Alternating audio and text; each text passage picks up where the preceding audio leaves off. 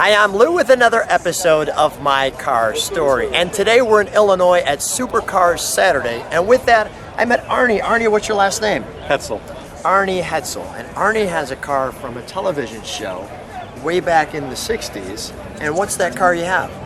It's a Sunbeam Tiger from the Get Smart TV series. The Get Smart TV series, where he had the phone in his shoe. Shoe phone and all. Yeah, Don Adams. Don Adams, thank you. And his co-star was the lovely 99. Barbara Feldon. Barbara Feldon. So with that being said, let's take a look right at your car. So with that, what year car do we have? It's a 1965 Sunbeam Tiger. And this is a MK1. Tell me a little bit about the differences. They made three models. They made an MK1, an MK1A, and an MK2, or Mark 1, Mark 2. Differences are the early cars were the Mark 1s. They made some slight changes to the bodies when they came out with the Mark II in '66. And then they finished up the series in 1967 with 500 cars that were called Mark IIs. And the cool thing about this car, let's take a look at it while we're right here. The cool thing about this car is it's small like a, I want to get all of it in. Let me just move that back just a tad. It's small, somewhat like an MG British car, but it has a V8 in it. So come on with me. Now, Carroll Shelby was involved with this, wasn't he? Because I see it powered by Ford. He was. Actually, Roots Group, which was the parent company of Sunbeam, hired Carroll Shelby to produce a Sunbeam Alpine with a V8, and they believed the car was a good platform and would work very well. So they actually sent him an Alpine. He re-engineered about a half dozen things on the car and dropped a Ford 260 V8 in it, which was the predecessor of the 289 302. That is pretty cool. So the early ones had this 260. Now tell me what this badge is here. Roots Group. Roots Group is the parent company of Sunbeam. Okay. It's sort of like, Sunbeam was like a Ford or a GM. Roots was like General Motors. Okay. In England.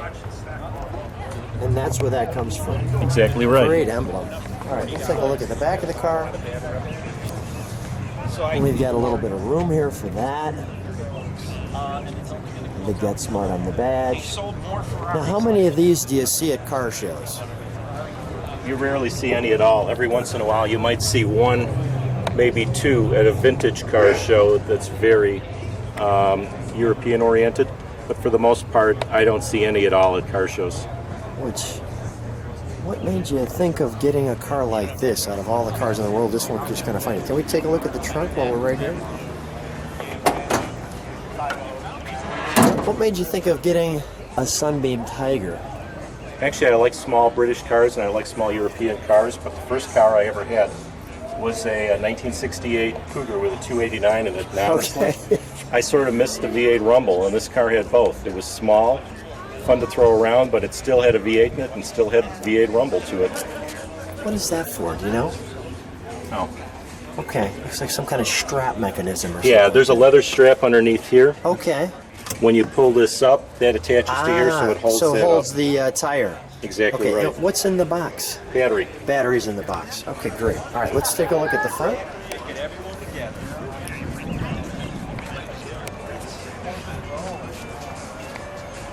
Can we shut the trunk there for a minute? Sure.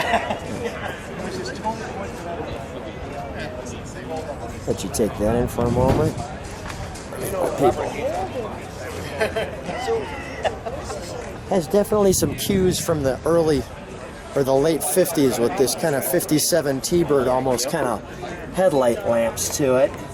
It's interesting you say that because I was at a show at the end of last year.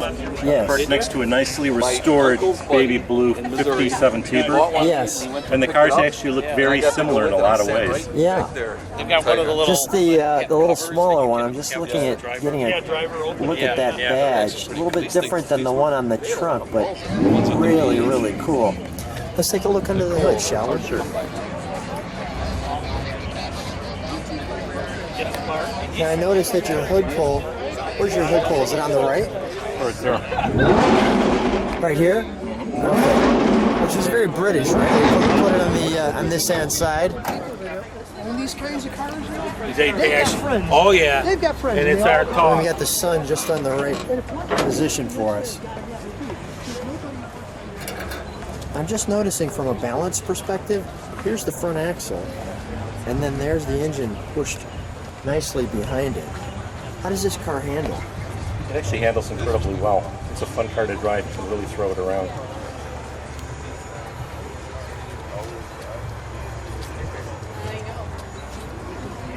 You got red box by one. That is wonderful. When ordering, please quote. And it's talking about the color. What's the color on this chassis? Carnival Red, which is denoted by the 39 on there. Okay.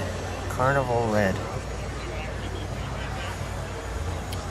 And I even like, you've got the hood latch, but look, they've got a little cotter pin to make sure that that stays locked in like that. It Helps when it's windy. Yeah, exactly. I want to take a look on the other side real quick.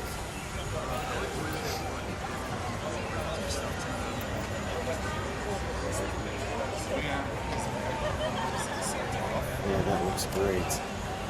Even the hood latch mechanism is somewhat complex, but nicely done there. Let me take a look at the mirror. Let's take a look at the interior before we start it. I like the door handle. I like it. I've always wanted to go. Thanks. Door's relatively thin. Nice little piece of like leather there on the door. And here's your interior. In the back of the car.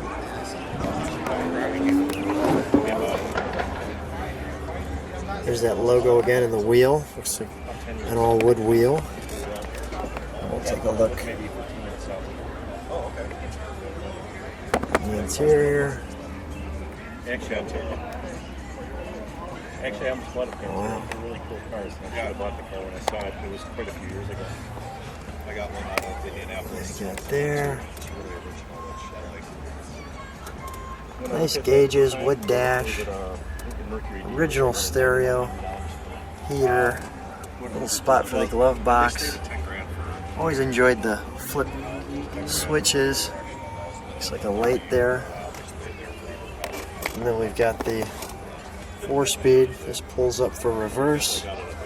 Nice little piece here to hold your luggage.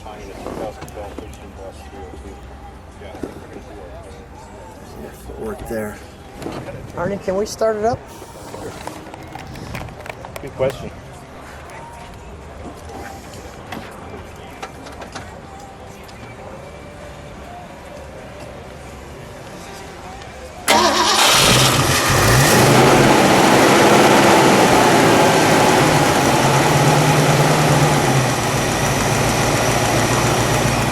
Smooth.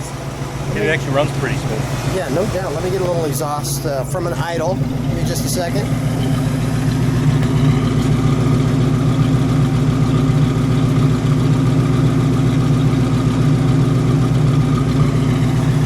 Arnie, give it a little rev.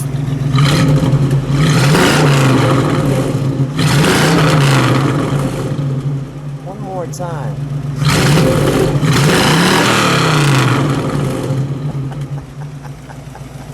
All right, we'll shut that down. That's a, I'm going to keep you right there. That's a little British monster under this hood. Yeah, it certainly is too. Isn't it sound wonderful though? It definitely has that sound of that American V8 rumble with, of course, the Ford engine in it.